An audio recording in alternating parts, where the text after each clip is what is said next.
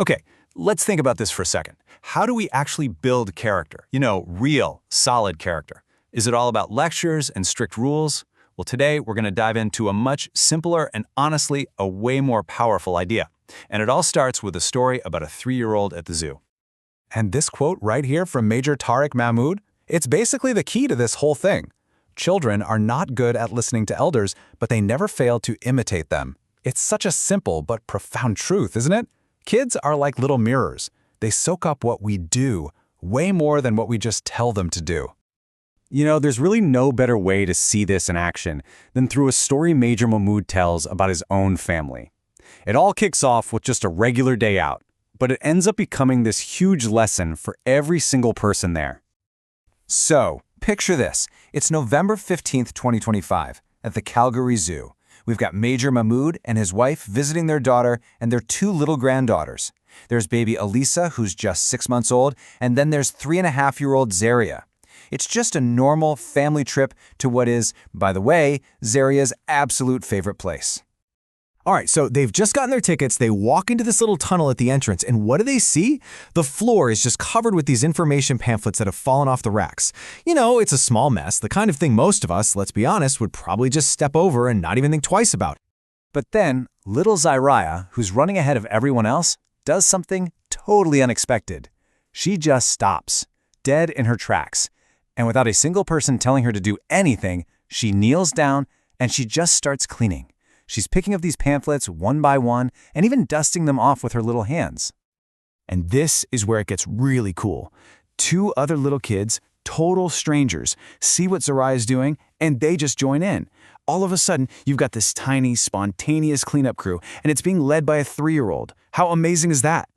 So when her grandfather, Major Mahmood, finally catches up to her, she looks at him and says, "Nanoji, come help us clean the area and fix these."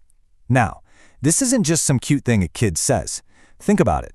She's taking ownership. She's recruiting her family to finish the job. She saw a problem and she decided she was going to be the one to fix it. So this is the big question, right?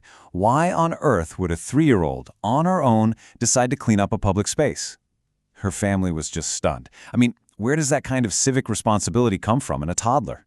It's not like it's something you teach in a preschool class. And her answer, it was so simple, but so powerful. She just said, "My dad taught me this." And that's the whole point. This wasn't some rule she was forced to memorize. It was a value, something she just soaked up by watching her dad, day in and day out. So Zaria's story is way more than just a cute little anecdote. It's the perfect demonstration of this fundamental rule of how kids develop character. It's not about what we tell them, it's about what they see. They see it, and then they do it. It's that simple.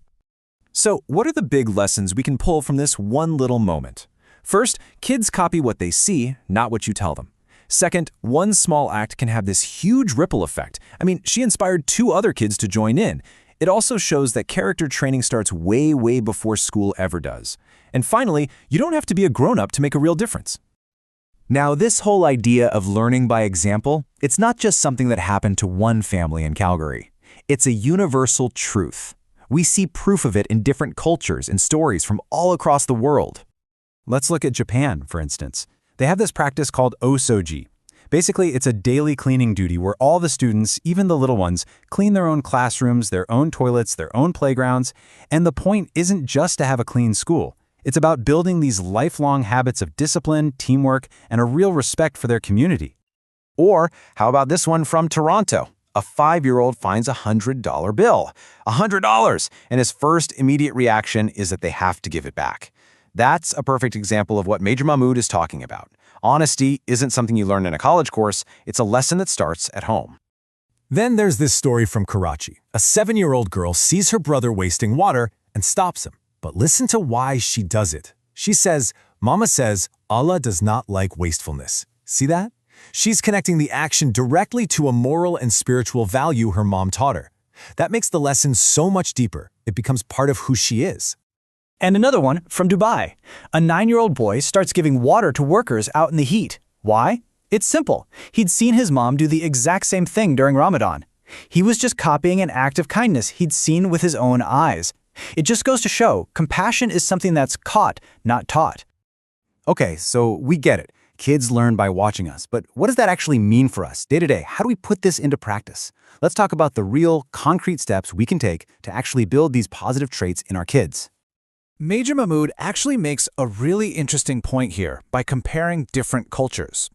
He points out that in some places, like South Asia, you might see kids throwing wrappers on the ground because the thought is someone else will clean it up. Housemaids might do all the chores, and adults might even break rules openly. But in other places, it's the total opposite.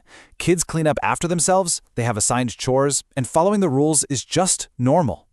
The big takeaway here is that this difference in personal responsibility, it starts at home.